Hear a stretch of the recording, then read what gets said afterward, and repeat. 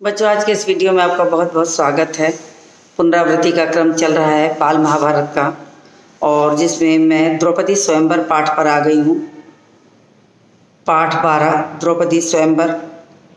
मैंने एक बार और भी कहा था कि किसी पुस्तक में पाठ 11 लिखा होगा, किसी में 12, तो मैं इसीलिए पाठ 12 लिखी हूँ। मेरे हाथ में जो पुस्तक है उसमें पाठ 12 लिखा है। तो द्रौपदी स्वयंवर की कहानी है, बस आप इतना दिमाग में लेके चलिए। क्योंकि एक चक्रा नगरी में रहते हुए जब बकासुर का वध करके पांडव भाई वहाँ से खाली होते हैं तो सीधे ये पहुँच जाते हैं एक चक्रा नगरी से आगे बढ़ते हुए पांचाल नरेश कन्या जो के स्वयंवर की तैयारी हो रही थी, वे वहाँ पहुँच जाते हैं।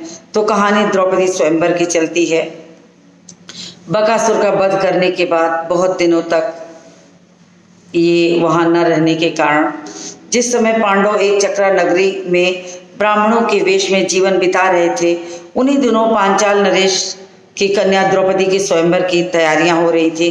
तो एक चक्रा नगरी में रहते हुए ही उन्हें इस बात की खबर लग गई थी कि पांचाल नरेश द्रौपदी के स्वयंवर की तैयारियां हो रही हैं। एक चक्रा नगरी के ब्राह्मणों के झुंड पांचाल देश के लिए रवाना हुए और वहाँ के ब्राह्मण सारे पांचाल देश की ओर बढ़ चले। पांडव भी उन्हीं के साथ हो लिए। जैसे जैसे वहाँ के ब्राह्मणों ने सुना कि एक चक्रा नगरी से वो झुंड बनाकर निकल पड़ते हैं पांचाल देश के लिए, क्योंकि उन्हें पता लग चुका था कि वहाँ जो है वो द्रौपदी का स्वयंवर चल रहा है। अब माता कुंती के साथ किसी कुम्हार की झोपड़ी में आ टिके। पांचों भाई पांडव भी उनके साथ हो लिए। पांचों भाई माता कुंती के साथ किसी कुम्हार की झोपड़ी में आ टिके। पांचाल देश में भी पांडव ब्राह्मण वेश ही धारण करके रह रहे थे, यानी कि वे उन्हें कोई न पहचाने इस नाते से वेश बदल कर ही रह रहे थे कि कोई उनकी पहचान न कर सके।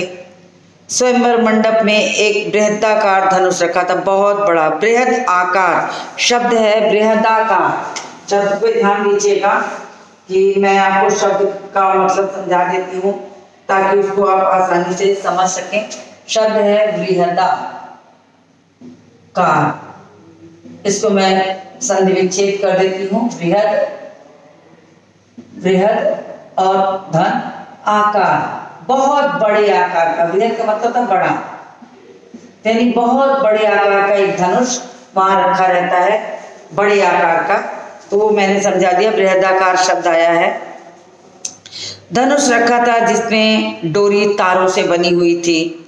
ऊपर काफी ऊंचाई पर एक सोने की मछली टंगी हुई थी, जिसके ठीक नीचे चमकदार यंत्र में बड़े वेग से चमकदार एक यंत्र बड़े वेग से घूम रहा था। राजा द्रुपद ने घोषणा की थी कि राजकुमार पानी में प्रतिबिंब देखकर उस भारी धनुष से तीर चलाकर ऊपर टंगे निशाने मछली को गिरा दे। कहीं कहीं तो लिखा है कि मछली की आंख को बेध दे। उसी से द्रौपदी का विवाह होगा, स्वयंवर होगा। द्रौपदी उसी के गले में वरमाला डालेगी। ये कहकर, ये सोच करके उन्होंने योजना बनाई थी, यानी कि एक बहुत बड़े आकार का धनुष और ठीक उसके ऊपर एक मछली, मछली के ठीक नीचे पानी का बर्तन, बहुत जगह तेल का बर्तन लिखा हुआ है, और वो तेजी से गोल घूमता हुआ, वो बर्तन का जो जल है वो आपको गोल घूमता हुआ, उस पर यंत्र रखा है, घूम रहा है, जिसके कारण आपको मछली की परछाई उसमें देखनी है। और करना क्या है कि उसी धनुष बाण से उस मछली की परछाई को देखकर ऊपर बाण चलाना है। मछली ऊपर है और परछाई नीचे देख करके ऊपर की ओर बाण चलाना है। तो ये बहुत कठिन काम था। बहुत सारे लोगों ने स्वयंवर में भाग लिया, बहुत सारे लोग वहाँ आए और उसी को द्रौपदी वरमाला पहनाएगी। तो ये निर्णय हो चुका था। अब स्वयंवर में बहुत दूर दूर के अनेक वीर भाग लेते हैं। सैकड़ों राजा, महाराजा, नरेश, धृतराष्ट्र के 100 बेटे, अंग नरेश, कर्ण, श्री कृष्ण, शिशुपाल, जरासंध, कोई नहीं बचा था जो उस स्वयंवर में न पहुंचा हो। सब उसमें शामिल हुए। दर्शकों की भी भारी भीड़ लगी हुई थी देखने के लिए, द्रौपदी के स्वयंवर को देखने के लिए। राजकुमार धृष्टद्युम्न घोड़े पर सवार होकर आगे आए और उनके पीछे हाथी पर सवार द्रौपदी आई। अब सभा में प्रवेश का समय आ गया था। द्रौपदी सभा में प्रवेश करने आती हैं तो उसी समय राजकुमार धृष्टद्युम्न आगे आगे, द्रौपदी पीछे पीछे हाथी पर सवार थी, हाथ में फूलों का हार भी ली थी। राजकन्या हाथी से उतरी और सभा में पदार्पण किया। तो अंत में वो धृष्टद्युम्न आगे चलते हैं, राजकन्या द्रौपदी हाथी से उतर जाती है, वरमाला लेकर के उस स्वयंवर सभा में प्रवेश करती हैं। राजकुमार धृष्टद्युम्न अपनी बहन का हाथ पकड़कर उसे मंडप के बीच में ले आए। अब भाई ने अपने बहन का हाथ पकड़ा, धृष्टद्युम्न ने द्रौपदी का हाथ पकड़ा और एक एक करके राजकुमार उठते, धनुष की डोरी चढ़ाते, हारते और अपमानित होकर लौट जाते। तो सारे लोगों ने प्रयास किया कि उस मछली की परछाई को जल में देखकर मछली को बीधा जाए, गिराया जाए, मगर बहुत सारे वीर आए और चले गए अपमानित होकर के। कोई इस कार्य को नहीं कर पाया।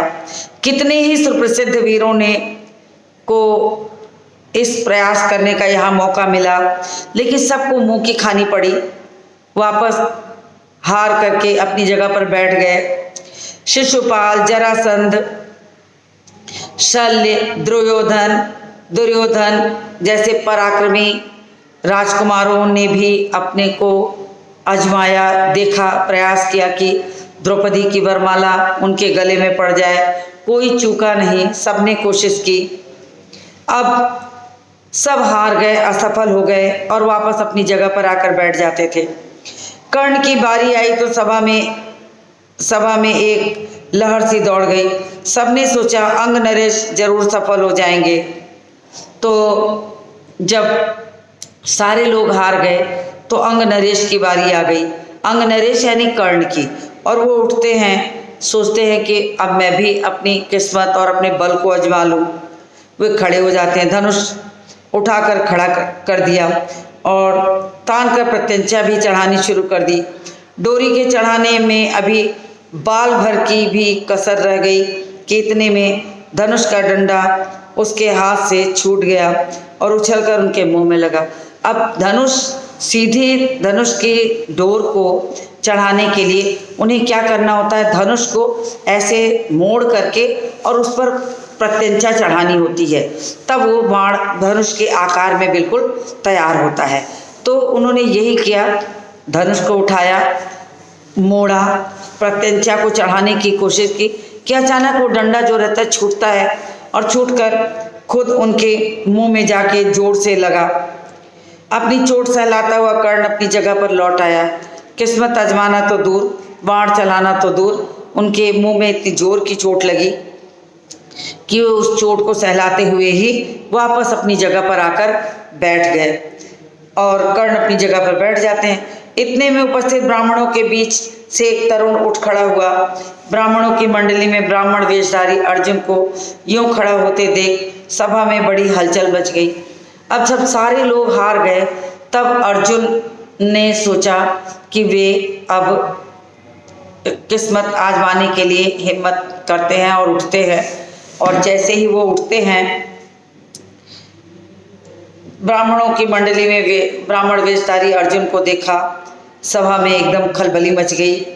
लोगों में तरह तरह की चर्चाएं होने लगी कि आखिर ये कौन है जो इस तरह के ब्राह्मण वेशभूषा में है और स्वयंवर में भाग लेने आया है। तब अर्जुन ने धनुष हाथ में लिया और उस पर डोरी चढ़ा दी, लेकिन उन्होंने बिना किसी ओर देखे सीधे धनुष को उठाया, उस पर डोरी चढ़ा दी। उसने धनुष पर तीर चढ़ाया और जैसे प्रत्यंचा चढ़ाई, बाण उठाया और धनुष पर सीधे लेकर चढ़ा दिया। लोग आश्चर्यचकित हो मुस्कुराते हुए देखा। लोग उसे देख रहे थे। उसने और देरी न करके तुरंत एक के बाद एक 5 बाण उस घूमते हुए चक्र में मारे और हजारों लोगों के देखते देखते निशाना टूटकर नीचे गिर पड़ा। अब अर्जुन ने बाण वहां पहुंचते हैं और पहुंच करके उन्होंने स्थान को देखा, धनुष उठाया, प्रत्यंचा चढ़ाई और बाण चढ़ाते ही उन्होंने निशाना लगाया। बाण जो पहला बाण मारा था वो वहाँ अपने श्रेष्ठ जनों के चरणों में। तो लोगों को एक बार ये कथा इसमें नहीं लिखी, लेकिन ऐसा महाभारत में है जहाँ तक मुझे जानकारी है। तो लोगों ने कहा कि निशाना चूक गया, लेकिन उन्होंने बताया कि ये मेरा पहला बाण जो है वो चरणों में प्रणाम है। और इस तरह उन्होंने 5 बाण लगातार मारे और पल भर में वो जो ऊपर टंगी मछली रहती है वो नीचे गिर जाती है। अब मुस्कुराते हुए देखा और एक के बाद एक 5 बाण चला दिए और घूमते हुए चक्र में मारे और हजारों लोगों के देखते देखते ही जो निशाना था, जो लक्ष्य था, वो टूटकर नीचे गिर पड़ा। सभा में बिल्कुल कोलाहल मच गया, बाजे गाजे बज उठे, क्योंकि स्वयंवर का समय नज़दीक आ गया। अब सब लोग हर्षोल्लास के साथ खूब नाच गाना करने लगे। उस समय राजकुमारी द्रौपदी की शोभा कुछ अनूठी हो गई। जब राजकुमारी द्रौपदी ने देखा कि उस ब्राह्मण वेशधारी युवक से उनका विवाह होगा, तो उनके चेहरे की जो लालिमा थी वो अत्यधिक सुशोभित हो रही थी, सुंदर लग रही थी और वे बड़ी प्रसन्न हो जाती हैं। वह आगे बढ़ी और सकुचाते हुए लेकिन प्रसन्नता पूर्वक ब्राह्मण वेश में खड़े अर्जुन को वरमाला पहना दी। वो आगे बढ़ती हैं, संकोच लगता है, लेकिन वरमाला लेकर वो आगे बढ़ती हैं और ब्राह्मण वेशधारी अर्जुन के गले में वरमाला डाल देती हैं। माता को यह समाचार सुनाने के लिए युधिष्ठिर, नकुल, सहदेव तीनों भाई मंडप से उठ खड़े हुए, परंतु भीम नहीं गए। अब सबको ये खुशी का ठिकाना नहीं था और सबने ये सोचा कि सबसे पहले माता कुंती को इस बात की खबर देनी चाहिए। तो युधिष्ठिर, नकुल, सहदेव भागे सीधे माँ के पास, परंतु भीम नहीं गए। उन्हें भय था कि निराश राजकुमार कहीं अर्जुन का कुछ कर न पड़े। भीम हमेशा सुरक्षा को मन मस्तिष्क में लेके चलते थे। उन्होंने क्या देखा कि जब इतने बड़े बड़े राजकुमार सभा में उपस्थित है और उन्होंने लक्ष्य भेद नहीं किया है, तो कहीं ऐसा न हो कि अर्जुन के लक्ष्य भेद के बाद कोई आक्रमण या कोई अनिष्ट हो, राजकुमारों में युद्ध हो जाए। तो उन्होंने उनकी सुरक्षा को दिमाग में रख करके ये कहा कि वो उसी स्थान पर रुक गए अर्जुन की मदद के लिए और बाकी लोग तीनों भाई वहाँ से चल देते हैं। और हुआ भी वही, अर्जुन को कुछ कर न बैठे। भीमसेन का अनुमान ठीक ही निकला। उन्होंने जो सोचा था वास्तव में वो ठीक निकला। अब राजकुमारों में बड़ी हलचल मच गई। उन्होंने शोर मचाया, राजकुमारों का जोश बढ़ गया। ऐसा प्रतीत हुआ कि भारी विप्लव मच जाएगा, बदलाव आ जाएगा, तहस नहस, क्रांति आ जाएगी। ऐसा विप्लव हो मतलब क्रांति आ जाएगी, कोई युद्ध हो जाएगा, नया स्वरूप होगा, कुछ ना कुछ। ये हाल देखकर श्री कृष्ण, बलराम और कुछ राजा विप्लव मचाने वाले राजकुमारों को समझाने लगे। अब जो वहाँ पर जब देखा कि राजकुमारों में बहुत शोर शराबा हो रहा है, युद्ध होने की आशंका है, तो श्री कृष्ण, बलराम और कुछ अन्य राजा भी खड़े होते हैं और इतना शोर शराबा करने वाले लोगों को के पास पहुंचते हैं, उन्हें समझाने की कोशिश करते हैं कि राजकुमार को समझाते रहे। इस बीच भीम और अर्जुन द्रौपदी को साथ लेकर कुम्हार की कुटिया की ओर चल पड़े। युधिष्ठिर, नकुल और सहदेव तो पहले ही माँ के पास भागे भागे आते हैं कि वे माँ को खबर करें कि इस तरह से वे अर्जुन ने द्रौपदी को जीत लिया है और भीम को वहीं छोड़ दिए थे। तो वे जब भीम वहाँ सारी स्थिति को समझ लेते हैं तो उसके बाद अर्जुन, भीम और द्रौपदी तीनों लोग ब्राह्मण की कुटिया की ओर चल पड़े, जहाँ से ये लोग इस स्वयंवर में शामिल होने गए थे। जब भीम और अर्जुन द्रौपदी को साथ लेकर सभा में जाने लगे तो द्रुपद का पुत्र धृष्टद्युम्न, राजकुमार धृष्टद्युम्न,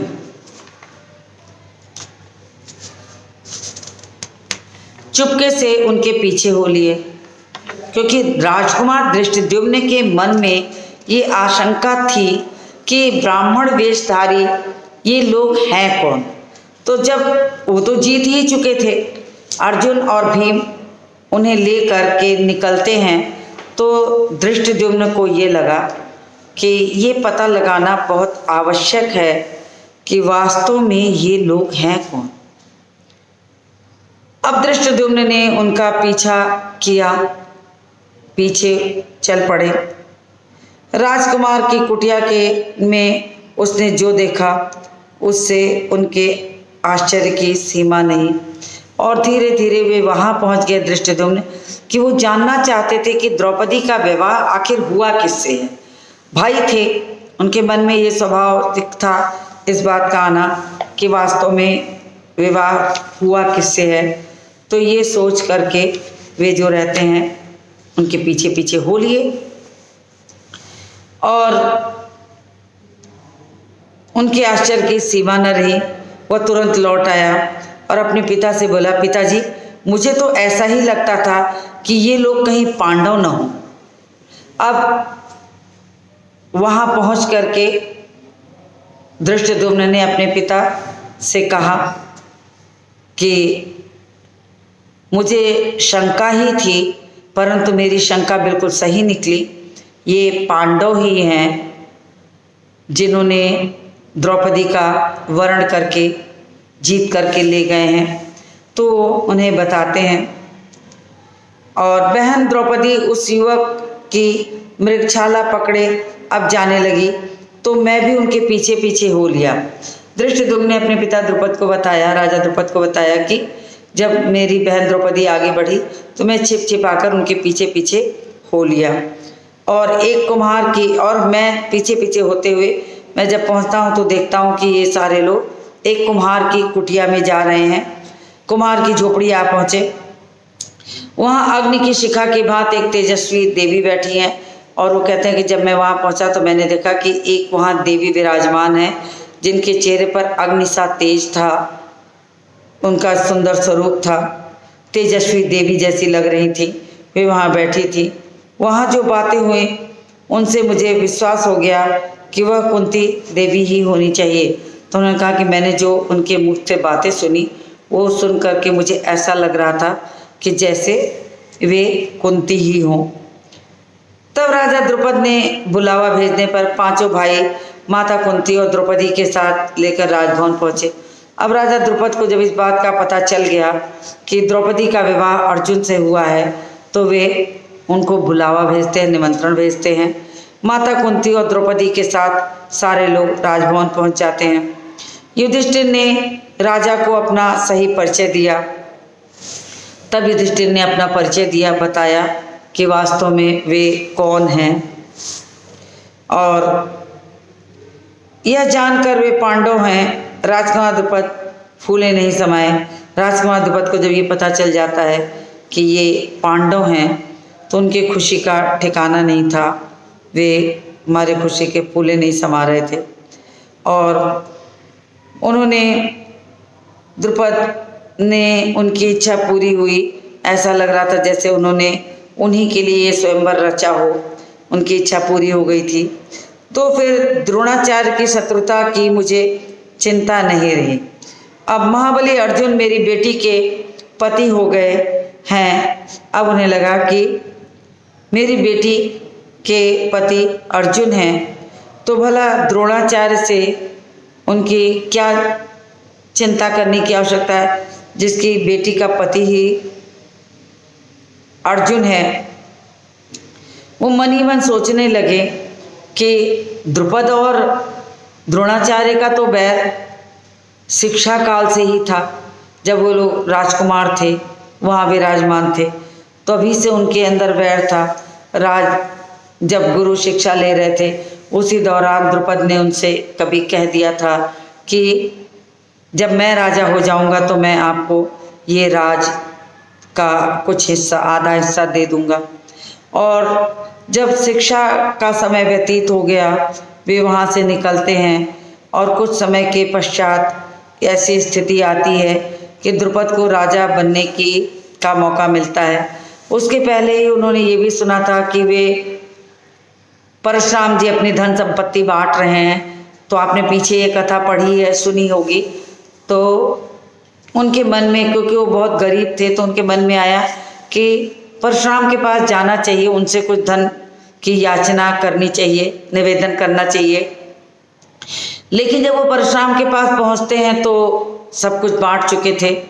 बदले में उन्होंने कहा कि आप मुझे या मेरे ज्ञान को ले लीजिए।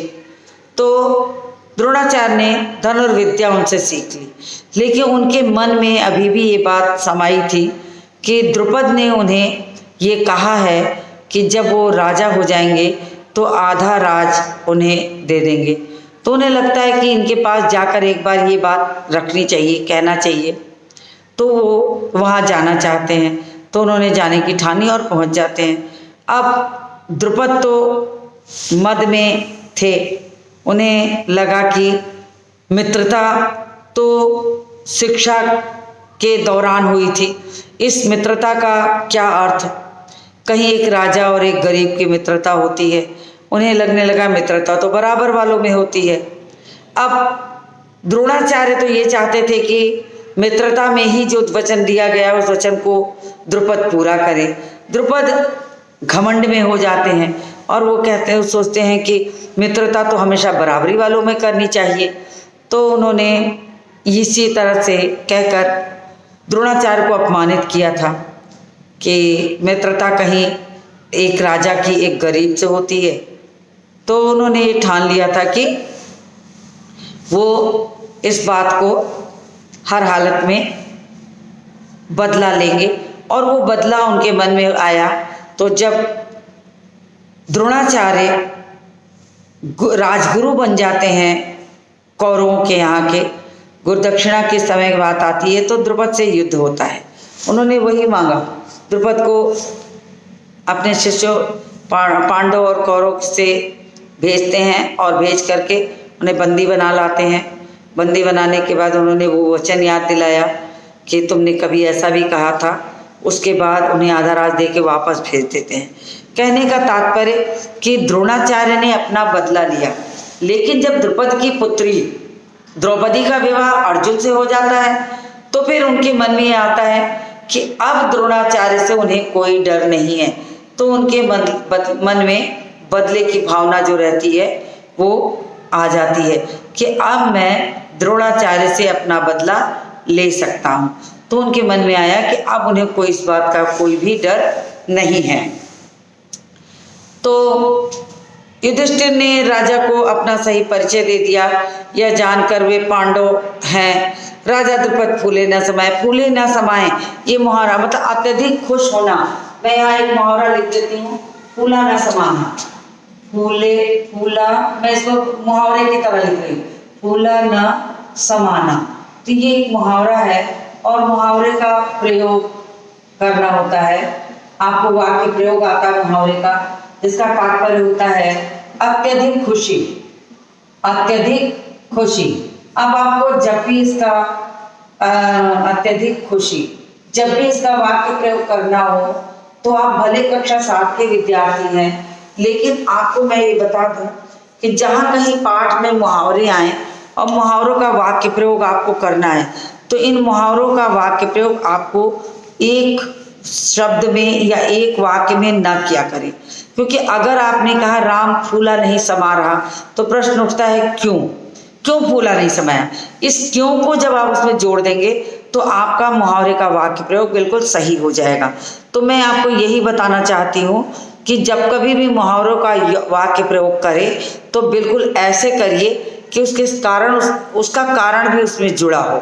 बिना कारण बताए आप मुहावरा जोड़ देंगे किसी नाम के साथ है, किसी स्थिति के साथ, तो वो मुहावरा का वाक्य प्रयोग भले हो जाए लेकिन वो अर्थ नहीं बताता।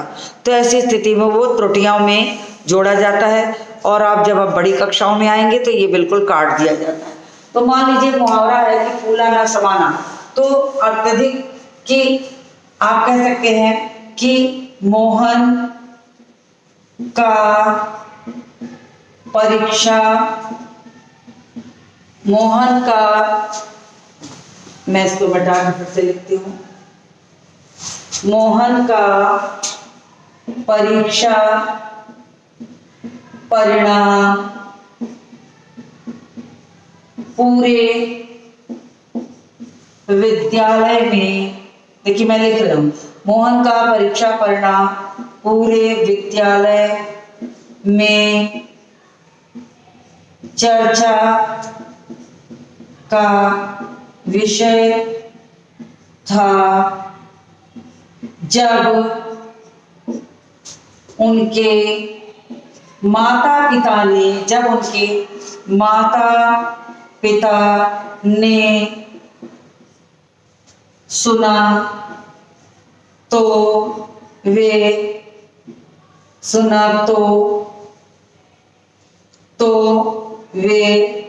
फूले न समाये। अब कहने का मतलब ये हुआ कि आप एक सेंटेंस में भी इसको लिख सकते थे कि मोहन परीक्षा परिणाम देकर फूला न समाया। आपका वाक्य आपके स्तर के हिसाब से सही कर दिया जाएगा। लेकिन बच्चों मैं आपको ये बताना चाहती हूँ कि जब आप बड़ी कक्षाओं में आएंगे और मुहावरों का वाक्य प्रयोग आपको करना होगा तो आपकी ये सारी चीज़ें पूरी तरीके से सही नहीं मानी जाती। ऐसी स्थिति में आप प्रारंभ से ये मान लीजिए कि मुहावरों का वाक्य प्रयोग जब कभी आए तो आप उसे ऐसे ही करिए, भले वो वाक्य बड़ा हो जाए लेकिन वो वाक्य बिल्कुल स्पष्ट होगा, तो गलत नहीं माना जाएगा। तो मैंने आपको एक मुहावरे का वाक्य प्रयोग भी सिखा दिया इसी क्रम में, कहानी के बीच में ये आ गया था तो बताना आवश्यक था। तो मुझे उम्मीद है कि आपको समझ में आ गया होगा और जब कभी आपको ऐसे मुहावरों का वाक्य प्रयोग करना हो तो आप इसी तरह का वाक्य प्रयोग करिएगा। तो मैं आपको थोड़ी सी कहानी पे ले आती हूँ वापस कि जब राजा द्रुपद ने ये चीज़ सुनी कि अर्जुन ने द्रौपदी से विवाह कर लिया है तो मारी खुशी के उनका ठिकाना नहीं था, फूले नहीं समाये, अत्यधिक खुश हो गए। उन्हें लगा कि उनका बल तो अब दुगना हो गया, वे तो अब बहुत बलशाली हो गए, अब उन्हें द्रोणाचार्य से डरने की क्या आवश्यकता है। तो वो बिल्कुल अपने आप को बलशाली महसूस करने लगे। तो फिर द्रोणाचार्य की शत्रुता की मुझे चिंता नहीं रही। उन्होंने मन ही मन सोचा कि उन्हें अब द्रोणाचार्य की शत्रुता का कोई भी डर अब उनके मन में नहीं है। वो इस तरह से प्रसन्न हो गए कि अब उन्हें कोई डर नहीं है। यह विचार कर उन्होंने संतोष की सांस ली। माँ की आज्ञा और सबकी सम्मति से द्रौपदी के साथ पांचों पांडवों का विवाह हो गया। आपकी कहानी में जहाँ तक मुझे पता है आपको इतनी ही जानकारी दी गई है कि वो जो कुछ लाए, माँ ने कह दिया कि आप पांचों का विवाह कर दिया। लेकिन वास्तव में होता क्या था कि पांडव जब भी भिक्षा मांगकर लौटते थे तो दरवाजे पर से ही माँ को पुकारते आते थे और पुकारते हुए ये कहते थे कि माँ देखो हम क्या लाए हैं। माँ रोज की अभ्यस्त वैसे ही थी। तो द्रौपदी ने हमेशा से ही ये कहा था कि जो कुछ लाए हो उसे आपस में बांट लो। तो उनके मन में भी ऐसा कुछ नहीं था कि वे यहाँ से एक चक्रा नगरी से स्वयंवर में गए हैं तो कुछ ऐसा विशेष होगा। उन्हें इस बात की कोई जानकारी नहीं थी। जबकि आपकी कहानी में लिखा है कि अर्जुन और भीम वहीं रुक जाते हैं और युधिष्ठिर, नकुल, सहदेव लौट आते हैं और फिर बाद में द्रौपदी को लेकर के अर्जुन और भीम वापस आते हैं। लेकिन और माँ ने पांचों का विवाह कर दिया। लेकिन ऐसा है कि ये पांचों भाई एक साथ आते थे और एक साथ लौट करके उन्होंने इस चीज़ को, वो जो कुछ भी लाए उनकी रोज की आदत थी तो वो माँ से कहते हैं और दरवाजे पे पहुँचते हैं। माँ भीतर रहती है, किसी को पता नहीं है कि माँ अंदर है। वो अपनी रोज के अभ्यास से पुकारना शुरू कर देते हैं कि माँ माँ देखो हम क्या लाए हैं। उनके मन में था कि माँ बाहर निकलेगी, वो दिखाएंगे कि वो द्रौपदी को जीत कर आए हैं। उन्हें क्या पता कि माँ भीतर से ही कह देंगी कि जो कुछ लाए वो आपस में बांट लो। तो उन्होंने इस बात को बहुत ध्यान नहीं दिया और रोज की तरह ही वो आए और आ करके कह पड़ते हैं तो कि माँ माँ देखो हम क्या लाए हैं। माँ ने अंदर से फिर वैसे ही कह दिया कि जो कुछ लाए हो आपस में बांट लो। और यही वजह हो गई थी कि द्रौपदी का विवाह पांचों से हुआ। कहानी चूंकि बाल राम महाभारत है, बाल महाभारत होने के कारण कहानी को थोड़ा तोड़ मरोड़ के आपकी पुस्तक में रखा गया। उसके मूल कथा में थोड़ा सा बदलाव किया गया है। मूल कथा आपको समझ में आनी चाहिए ये कि द्रौपदी का विवाह अंततः पांचों लोगों से हो गया, यही वो बताना चाहते थे। तो विवाह इसी कारण से पांचों लोगों की वो विवाह होके फिर बाद में मानी गई, ऐसा हुआ। लेकिन मुख्य रूप से उनका विवाह जो था वो अर्जुन के साथ ही हुआ था। लेकिन पांचों की पत्नी कहलाई, पांडवों की पत्नी कहलाई। तो ये इसकी कहानी थी। तो द्रौपदी स्वयंवर की ये कहानी मैंने आपको बता दी है और आपने उसे अच्छी तरह सुन लिया है। अच्छी तरह आपको पता चल गया होगा कि द्रौपदी स्वयंवर की कहानी वास्तव में क्या है, किस तरह से ये द्रौपदी पांचों की पत्नी बनी। तो एक चक्रा नगरी में इन्होंने कैसे निवास किया, और तो और राजा द्रुपद से भी इनकी मित्रता हो गई क्योंकि उनकी कन्या से इनका विवाह हो गया। द्रुपद भी सुरक्षित हो गए। बहुत सारी कहानियाँ इसमें छोटी छोटी जुड़ गई और इस बात का पता लगाने में धृष्टद्युम्न की भी वाहवाही कही जाएगी कि वे अपनी बहन के पीछे पीछे छिपके चले आते हैं और देखते हैं कि ये किस तरह से जो कौन है। तो अंत में उन्हें पता लगता है, वो पिता को जाके संदेश भी देते हैं। तो ये हुई द्रौपदी स्वयंवर की कहानी जो मैं आपको सुना रही थी। तो मुझे उम्मीद है कि आपको ये द्रौपदी स्वयंवर की कहानी अच्छी तरह समझ में आ गई होगी। तो आज के इस वीडियो को यही समाप्त करती हूँ और मिलती हूँ आपसे अगले वीडियो में।